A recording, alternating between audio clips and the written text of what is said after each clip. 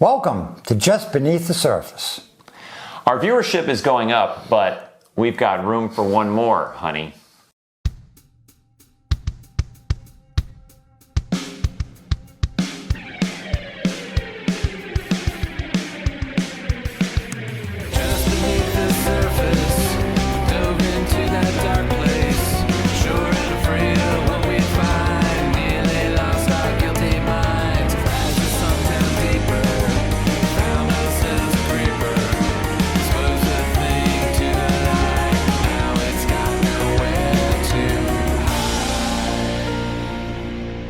Hi, I'm Brian. I'm Bruce. And this is Just Beneath the Surface. Episode 22. It's a very special episode, but before we get into that, we want to take a moment to acknowledge our sponsors. We have a new sponsor for this show. We do? Yes, we do. Longtime viewer of our show, good friend of mine by the name of Tom.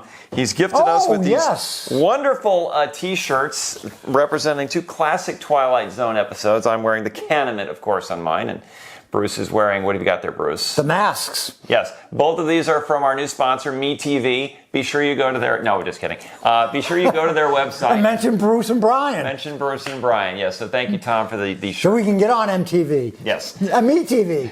So this is episode 22, as Bruce said. Yes. And we were kind of like brainstorming ideas for this, and then a light bulb went off. Like Beavis. Or Butthead when it goes... Bruce. Like that. This is episode 22. Isn't there an episode of The Twilight Zone that's called 22? With a cat in it? No, not a cat. No cat. Episode 22? I think so. There is. Yeah, there is. It's called 2 with Charles Bronson. No. It's called that's a whole other episode. I know. But it's called 22. And 22. we thought, let's talk about 22. I have a lot to say about this one, and I know Bruce does as well. Yeah, and there may be a little difference of opinion here. As longtime viewers of this show, and I'm talking to you folks in Singapore, will remember that sometimes we will do a point-counterpoint type of episode, and that's what we're going to do today. Yes, a point, counterpoint, right, wrong sort of thing. You know how it works. Yes. So, Bruce, to get us all started, why don't you tell us what is 22? What's the plot of it? 22 is about an exotic dancer who Not a stripper.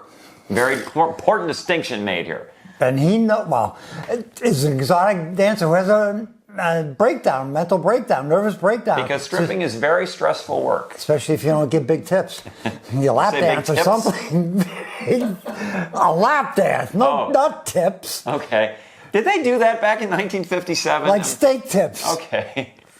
From the A1 Steakhouse in Boston, whatever it's called. But she's had a nervous breakdown, and her doctor, who just happens to be Jonathan Harris from Lost in Space, Dr. Smith, just a few years before that. And she's telling the doctor, I'm having this dream every night, and I wake up and I look at the clock, and I don't know if it's a certain time or anything, but she reaches over and she knocks over a glass of water, and she I don't know if she hears something, but she starts walking towards the door and goes down to the basement to what room? 22. 22! And just so happens that room 22 down there is the morgue, which is where they put stiffs. Right. In other words, dead people. Now, before we go any further, I just want to give a little... Further. Yes, I just want to give a little backstory on this particular episode and why it is that perhaps I don't view it as favorably as Bruce does. Oh, okay, go ahead. This is the fourth of 6 episodes that were produced in the entire run of The Twilight Zone that were shot on videotape. And they were filmed live for broadcast and filmed and shot on videotape. On videotape rather than regular film, and it looks a bit different, a lot different, and that was because to save money. Yes, that's what Serling said. They would have had to save money. It looks like a soap opera, cheap CBS, or it looks like an episode of The Honeymooners. Don't get me wrong, The Honeymooners is very funny, but I don't like watching it for that reason, just because it looks so cheap. And to kick your point for the counterpoint, I think it's only because we get used to what we first experienced, and you probably never saw videotape stuff, and so now you're used to it. You know, it's just like a song or anything else. You hear that song, and now you hear a different version of it. You like the first version. It's almost generational that, you know, I like this music, they like this music. So I don't think one is better than the other. That's my point. And what took me down this road was your mentioning of her walking into the morgue, because this is where I have the first problem with this episode. Really? She didn't walk into the morgue. She walks to the door, and the door opens, and the woman comes out and says, But my point, though, is it's at this point that Serling starts giving us his narration, but I can't really hear it because the music of the episode episode is playing over Serling. What? Yes. It is, because they're doing this as a live performance, a live broadcast, and you've really got to turn it up to hear Serling. I have to check out my fact book on it. If only Bruce had watched the episode before we shot this. If only I didn't have that new frickin' TV. Yes. But I have the big book like this, and I don't remember that. Is that true? It is, but you just set it up. So she opens up the morgue, and what happens? Oh, walks a woman. In a nurse's uniform, and she opens the door and she looks at the Eleanor Parker, that's her name in the thing, the stripper, and Dancer. She says, "Room for one more, honey." And of course, Eleanor goes crazy and screams and runs back up to her room and all that sort of stuff. A quick point on that line, by the way. That's one of those lines that has kind of permeated its way into our pop culture. We like it. Room for one more. And until a week ago, when I rewatched this episode, I never made the connection that that's where it came from. If you had said, where has it been? Oh, I've heard that line on it. Room for one more, honey. Yeah, it's very. It sounds familiar. Yes. Oh yeah, that's right. You just said it. But okay. that's where it's from. A lot of Twilight Zone catchphrases have made their way into our lexicon. Yeah, you be dead. You be dead. Be dead. And it's a cookbook, Right. Well, I'm gonna give this guy a little challenge. Okay, just to cheat for a second. Cheat. Arlene Sachs, who plays the morgue nurse, that says "Room for one more, honey." What other 2 Twilight Zone episodes was she in? Oh, that's a very good question. I have something else from her. I'm almost positive she's in 2 other ones. I know you're right, because I did see that online, but I don't know specifically what they are. But in the future, there's no need to tell me I'm right. We'll just assume it. Okay? Fair point. My good buddy. So you want me to tell you? Or Go ahead. Yes, I'm going to put it right here, too, for those of you who don't the first listen. one is called What You Need. Oh, yes. She's the first one that the old guy gives something. He gives her a spot remover. And Not a glove cleaner. He gets her with that glove cleaner every time. I'm going to have to bleep that obscenity. Thank you, Bruce. Mother. But the woman gives her a spot cleaner, and she eventually uses it to fix the guy's jacket who just got a job at a baseball thing in Scranton, Pennsylvania. But so she was in that. She was that. And what other one was she in? Yeah. What's the one where the guy hasn't slept for 3 days? And if he goes to sleep, he's certain he's going to die. But then he's in a dilemma.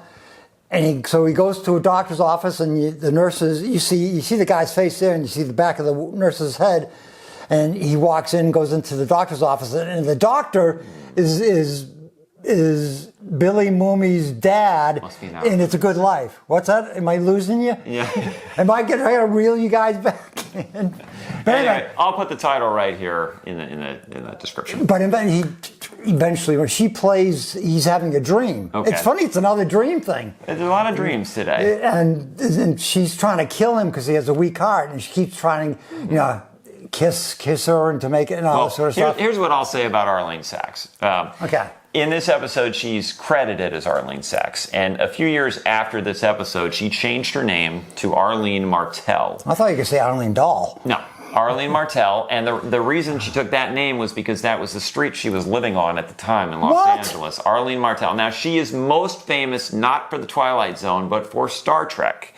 In the original series of Star Trek, she played Spock's wife in the most iconic episode of all, Amok Time. And Spock's wife? From 1972 until her death in 2014, she made her living by going to Star Trek conventions. Wow. That Martell thing is crazy, but she was in that? She was Spock's wife. But he wasn't his wife, he was his betrothed. Remember? Exactly. Every 7 years, he's a Vulcan, and he gets the juices going. Yeah. And at the end, it's a great thing. He and Kirk had to have a mono over her, yeah. And then the guy she really wanted was called Stan, and Stan finally gets her, but he goes to her, Stan, you may find out that having is not always as pleasing, wanting as wanting. It may not be logical, but it is often true. That's a great line by Mr. Spock. And Spock has the best line of all, actually, at the end that was what else was better than that? But at the end of the episode, when she explains why she had him fight Kirk, we're getting way off subject here, but anyway. I know, we are. She says to him, because if he lost, I would get your land, your property, your rights, all this. And Spock says, logical. Totally, completely logical. Because all the juices had left him at that point. The Kumar or whatever they called it was over. Yeah, but any event. Ponfar. Oh, I thought you didn't like the original series. Anyway, getting back to Twilight Zone. 22. So she's telling the doctor, Dr. Smith, about her dream. Mm-hmm. And this is one thing that's going to run through this episode and maybe another one we're going to do. What I think is one of the big issues of tenets in this episode? Dreams, anything can happen. No, it's the fact that nobody believes you. Have you ever had anything in your life where you saw something or seen something, maybe a little weird, a little paranormal, or something like that, and you have 100% it happened to you, and you go and tell your buddies, your friends, your girl, and they go, yeah, Brian, that really happened. Well, it happened to me 3 times in my life, and I swear to Jerry Garcia up there on the wall that it really happened. But if I told you, you'd go, no way. But have you had one like that? We shot another one of these point-counterpoint episodes, and Bruce was right, and nobody believed me when I told them that later on. Wow. He's like the movie Topper, which was an old movie that he always gets the last word, the good word. But so you've never had something like that in your life? I'm sure I have. I just can't think of it at the moment. Oh, you want me to tell you mine? I'll put it here in the description. Should I tell you mine? Sure, go ahead. Yeah. I'm just 6, 7 years old. We go fishing. And I go off and I go looking for frogs and salamanders, right? Because I'm going to use those as bait. And over there's a bog. It's probably 100 feet by 100 feet, but it's a bog. It's like a swampy and all that stuff. I'm on the shore looking for things, and all of a sudden I see about 5 feet out. I'm on the shore, 5 feet. I see some bubbles coming up. Yeah. Is it Rip? No, it's the old man. Oh. And she go, a bird flew on this end of my bed or something, and there's blood on the moon and stuff. But I'm going, oh, that's cool. It's going to be a snapping turtle. It's going to be something like that. And it starts coming up, and it's like grayish white, and it keeps coming up. And I'm telling you, when you're 7, 8 years old, I don't know how tall I was, but I'm going like this and going, it was freaking as big as me. It was freaking huge. And I didn't see the head or the back, but it came up like this, and it looked like a giant grub or a giant slug or something. And all of a sudden I'm going, where's a stick or a rock or something so I can hit it? Somebody get a rock or a stick or something. Where's my Perry Como album? God, if I had, I could have swung it like in that movie with what's his name. But I couldn't find it, and then it just goes under in these bubbles. I'm going, holy God, that couldn't be. I've never seen it, and I can't even think of something today. If you looked it up on the internet, what would be? Because it was at least like this big, honest to God, and it was scared the crap out of me. But I wanted to find out what it was, and I stood there for like the next half hour trying to go. But that's how Eleanor must have felt going, I'm telling Dr. Smith that I might keep having this dream. And he doesn't believe any of it, and neither does her manager. The manager is kind of a creepy guy himself. He's like, what does she say? He takes 10% commission and 12 hours of sleep every night. That's good. That's wow. her description Listen, of the guy. Mr. I know what I'm talking about over here. Yeah, well, I watched the episode. Okay, that's right. So, what are we talking about? The two of them are both trying to convince her, it's just a dream. Don't worry about it. Right, yeah. Don't worry about it. It's going to be okay. Yeah. And so the Dr. Smith's being a smart guy, or whatever his name is, he goes, this time, what you do, break it up a little. Mm-hmm. Rather than look at the clock and reach for your glass and knock it over, wake up, don't look at the clock, and don't reach for your water. That way you won't knock over the water, and so you won't go to the next thing and it won't happen.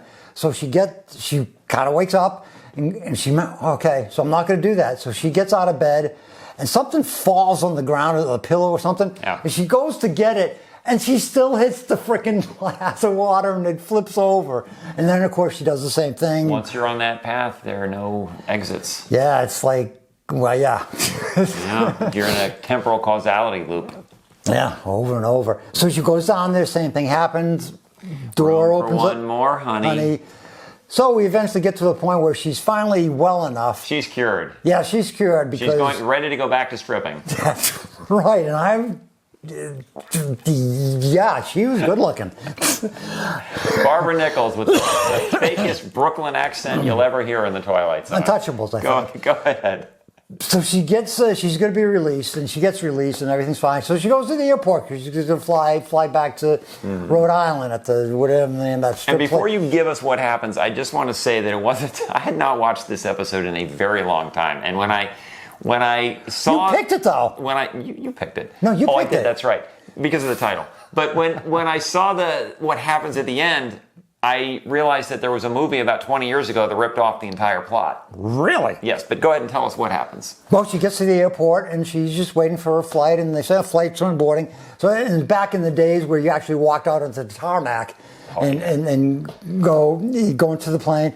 And so she's walking up the stairs to the plane. No metal detectors, no security, no TSA checkpoint. Just here you go. And even smoke on while you're on there. Yeah, and no guys with bombs and stuff. And so she's walking up the stairs, and she gets to the very top, and the stewardess comes out.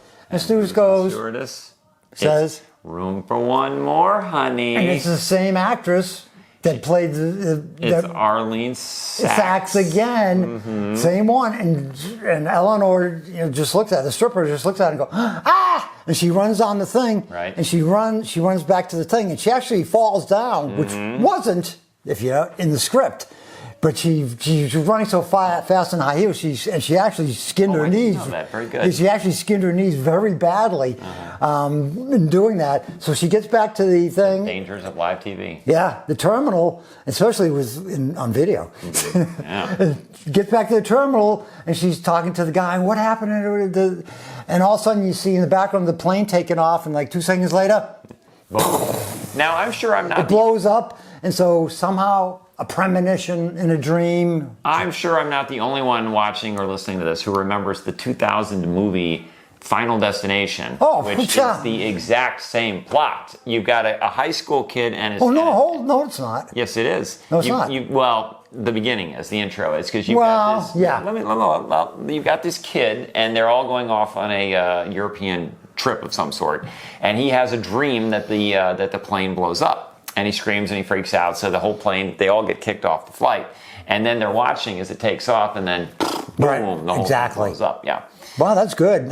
They might have got it from that. I'm sure they did. I mean, we talked in the past about how that Little Girl Lost episode inspired Poltergeist. A lot of these great movies that have been made in the last 20, 30, 40 years all got their inspiration from Rod Serling. That's true. Everything starts with Rod. Yep. Everything ends with Serling. It always goes back to him. You find any great episode, the plot is usually redone. Yeah, and then with that one, they did Final Destination 2, 3, 4, 5, 6, 7, 8, 9. Yep. And then they started redoing it. Again, Final Destination 1, 2, 3, 4. I will admit, I really like the first one, but I don't think I saw any of the ones that came after. I didn't really, because it was all the same sort of thing. There's some water's going to be dripping over here. That's another episode we should do of Just Beneath the Surface. We should talk about episodes of the Twilight Zone that got turned into movies. I can't think of. Can you think of one right now? I'm sure we do enough research. We could. There's plenty. It's a Good Life. Plenty to pull from. No, that was a Twilight Zone movie, though. Yeah. So let's wrap up this 22 episode. 22 was a great show. I think it's a great episode. I mean, it's a great story, but it's hampered by like I said, the VHS, the videotape, and it just, when I see it, I just don't want to watch it. And CBS wisely backed away from doing that. Not after this one, they did 2 more after this, but they finally realized the return on investment just wasn't there. Yeah, I mean, I'll agree on that point. They did agree with that. But just one point I almost forgot, that part of the inspiration from this for Rod Serling and the writer was an actual instance in Massachusetts, in Needham, Massachusetts, we might know. And it was a construction worker who was acting weird and but he was in good shape. And was he a stripper at night? No, he was a stripper during the day. Oh, okay. Yeah, they took at night the woman. Okay. Gotcha. But he went up to his friend, and this really happened. He shakes his hand. Yeah, okay. He goes, "Nice to know you. I'm going to be dead soon." And he said that to the guy. And the next day, a freaking crane make it hard for me fell on his head or something like that, and he was dead. And he wasn't like sick or anything like that. And he was like, that's where Serling read that article or something, and that's part of where there's also a magazine cover that he got it from too. But that was the main thing that he said. That's a good thought for an episode. Yeah. But that's so weird because I'm from Massachusetts, so is our producer. Yeah. But this shows you. Construction workers and strippers, tough jobs. And this is the part where we wrap it up. And as always, we want to encourage our viewers to do 3 things, Bruce. What are those 3 things? Do you remember? Agree with Bruce. Yes. That's Send me money. No. Like us, subscribe, and... hit the notification bell. What does the notification bell do? When I, Brian Lombard, upload the video to YouTube, you will get a notification that I have uploaded it. I just talk. These 2 guys do everything else. And I barely know what I'm talking about. So a lot of times it happens. And our viewership is growing and growing with every episode. We get new subscribers. We got 3 new subscribers off the last episode. Thank you to those of you. Keep them coming because you know what's happening soon. We're going to start monetizing. No, we're going to be close to episode 25. Yeah. Big surprise for that one. Yes, big. So I guess we're going to wrap this one up. As always, I am Brian. I am Bruce. And we are just beneath the surface. We usually say that together, but just Bruce, beneath the surface. I don't know why you didn't join It was a good one, and I'm glad you let me gab. We are just beneath the surface. Here we go. Bye. See you guys.